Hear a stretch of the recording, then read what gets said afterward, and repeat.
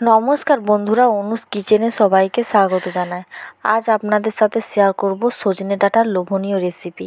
আশা করি রেসিপিটি আপনাদের ভালো লাগবে। তো চলুন বন্ধুরা, আজকে রেসিপিটি দেখে নেওয়া যাক। সজনে ডাঁটার রেসিপি তৈরি করতে এখানে নিয়ে নিয়েছি সজনে ডাঁটা।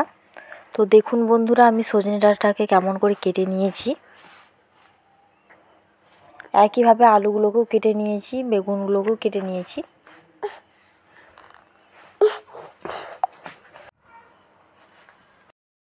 গ্যাসের ফ্লেমটা হাইতে রেখে কড়াতে দিয়ে দিয়েছি সাদা তেল। তেলটা গরম হয়ে আসলে দিয়ে দেব হলুদ, সরষে আর পোস্ত বাটা। দিয়ে দেব 1 চামচ হলুদ গুঁড়ো। দিয়ে দেব সামান্য পরিমাণে জিরে গুঁড়ো। দিয়ে দেব সামান্য পরিমাণে লঙ্কা গুঁড়ো।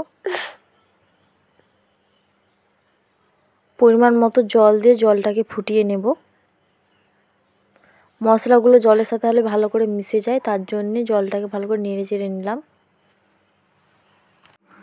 মশলা জলটি ফুটে আসলে দিয়ে দেব 1 চামচ লবণ। লবণটা জলের সাথে ভালো করে মিশিয়ে নেব।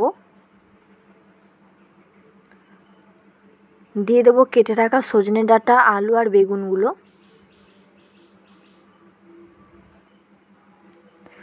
ভালো করে একটু নেড়ে চেড়ে নিলাম।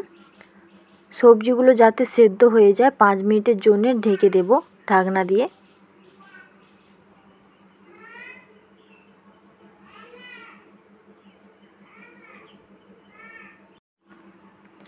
পাঁচ মিনিট পর ফিরে এলাম। তো দেখুন বন্ধুরা, আলু আর ডাঁটা আর বেগুনগুলো ভালো করে সেদ্ধ হয়ে গেছে।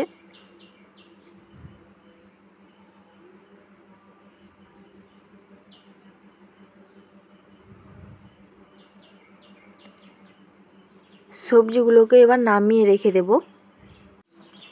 গ্যাসের ফ্লেমটা লো টু মিডিয়ামে রেখে কড়াতে দিয়ে দিয়েছি সাদা তেল। তেলটা গরম হয়ে আসলে দিয়ে দেবো একটি তেজপাতা, একটি শুকনো লঙ্কা,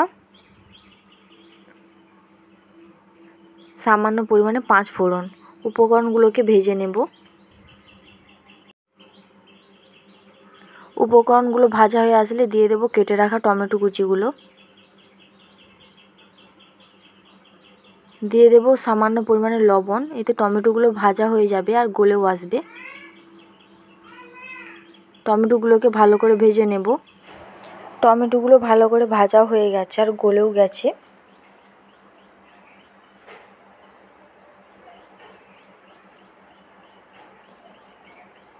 দিয়ে দেব সেদ্ধ করে রাখা ডাঁটা, আলু, বেগুনগুলো।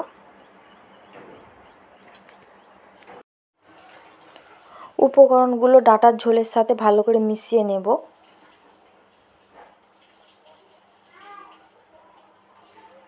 স্বাদের ব্যালেন্সের জন্য দিয়ে দেব সামান্য পরিমাণে চিনি। চিনিটা ভালো করে মিশিয়ে নেব ডাঁটার ঝোলের সাথে। এতে ডাঁটার ঝোলটা খেতে ভালো লাগবে। নামিয়ে নিয়ে পরিবেশন করে নেব। তো তৈরি হয়ে গেল সজনে ডাঁটার লোভনীয় রেসিপি।